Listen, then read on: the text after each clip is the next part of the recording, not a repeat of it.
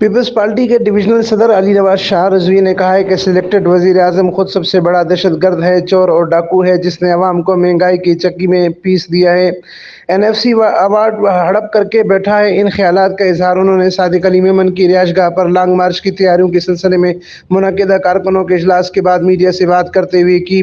ان کے ہمراہ وزیر اعلیٰ کے خصوصی معاون صادق علی میمن، غلام قادر پلیجو، سینیٹر ششی پلیجو، آفتاب خانزادہ، امتیاز قریشی و دیگر بھی موجود تھے۔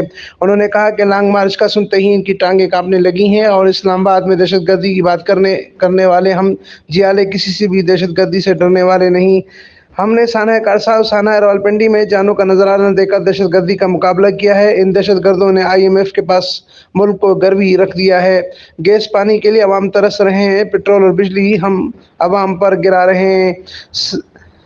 اس حوالے سے مزید ان کا کہنا تھا کہ کشمیر بھارت کو بیچ دیا ہے، ہمارے لانگ مارچ کے پہنچنے سے پہلے ہی یہ گھر روانہ ہو جائیں گے، ورنہ ہم اسلام آباد میں دھرنا دے کر اس نائل وزیر اعظم کو گھر بیچ کر واپس آئیں گے۔ Amin Farooqi, Firestone news network, Thatta سے۔